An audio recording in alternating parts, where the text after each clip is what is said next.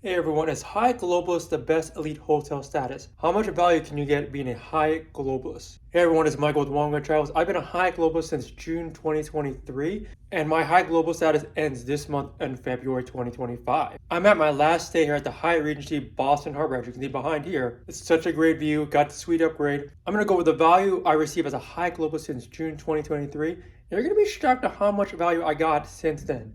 Anyway, let's discuss. So how much is Hyatt Globalist worth? 2,000, 5,000, 10,000? According to NerdWallet, it's worth just shy of $5,000. Or how about the points guy, which he values around $6,000 to $5,000 for Hyatt Globalist? And in the end, how much value did I receive as a Hyatt Globalist since 2023? How about right on the point of $10,000 conservatively? And I'm gonna break down how much value I got in each specific category. So the biggest category where I got the most value from being a Hyatt Globalist was the room upgrade, as it accounted for 68% of the $10,000 in value I received. And when I mean room upgrades, I can apply to a higher floor, a deluxe room, and of course a suite upgrade. So for a premium room upgrade, as I mentioned, a higher floor or even a bigger room, that accounted for 13% of the value I got as a Hyatt Globalist. And as you can see, higher floors such as the one in Milan, Italy, or even the one in the Park Hyatt Sydney where it became from a twin room to a deluxe room. Another part of the room upgrades was the suite upgrade awards I got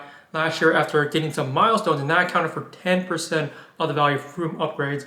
And I used it this year on the Park Hyatt Seoul, which was a great suite upgrade, definitely worth the money. And of course, just recently I stayed at the Hyatt Regency Boston Harbor. Great view of the harbor.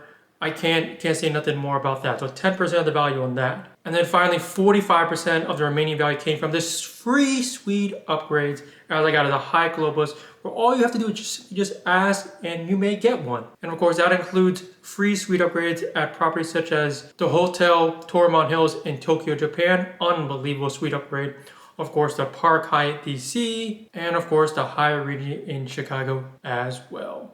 Being a Hyatt Globalist means you get free club or Regency Club access, and that accounted for 8% of the value received. And the value is pretty small, but what you get out of it, food, breakfast, you get dinner, hors d'oeuvres, great aerial views of the city you're staying in, and of course you save money if you're a family, and of course you just want to relax. So 8% of the total value, what a steal in my opinion. And not to overlap, free breakfast, which comes as a Hyatt Globalist, or food credit, and that's 15% of the value because it came at so many and every properties I stayed in.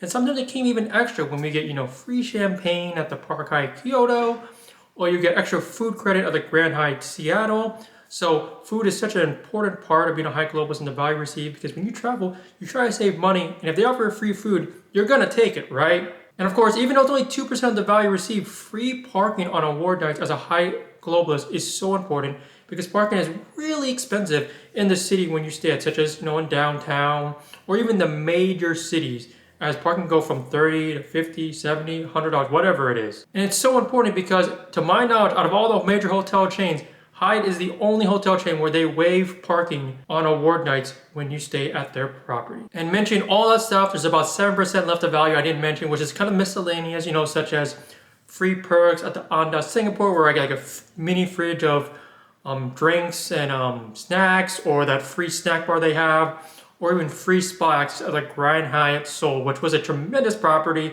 in South Korea. Definitely recommend to stay there. And that spa was just amazing, and the hotel property as well. And lastly, the other $240 came from the gift of honor rewards I gave to friends and family, as I basically just kind of did the bare minimum. I know with guest of honor, when you give to other Hyatt members, you get at least free breakfast.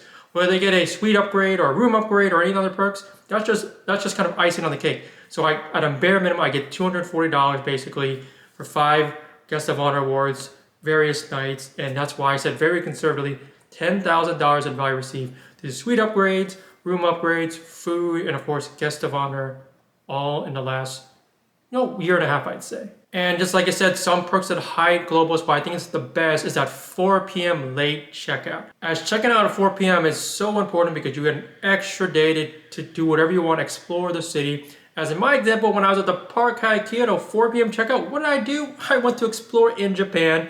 As that last day before I checked out, I did so many things, such as going to the Arashima Bamboo Forest. Yeah, that's right, pretty cool. Went to the Monkey Forest Mountain, played with some monkeys, and even had time to go back to the town in the Park Hyatt Kyoto, explore a little bit more, get some food, relax. And yes, I even went back into the hotel and did a little jacuzzi action or onsen action to rest my muscles. Talk about maximizing your value as a Hyatt Globalist with a 4 p.m. late checkout. Clearly, I thought back in time here at Park Hyatt Sydney in January. Hyatt Globalist, why is it the best hotel status? Think about it. I'm here in Sydney on my last day. Late checkout is 4 p.m. What did I do on this last day here? I went to the zoo. I did a ferry cruise around Sydney Harbor. And now, guess what? I got some lunch. And I had time to spare as well. So I took a shower, relaxed, went to the gym, went to the spa. So you can see, going to 4 p.m. as a Hyatt Globalist is the best status. Showing you an example from the blast from the past at the Park Hyatt Sydney. Anyway, back to Mike. And of course, lastly, as a Hyatt Globalist, advanced booking. While every hotel chain has it, I think Hyatt is the best because, like I said, in my personal examples, you can book a reservation without all the points in your account at the time of booking.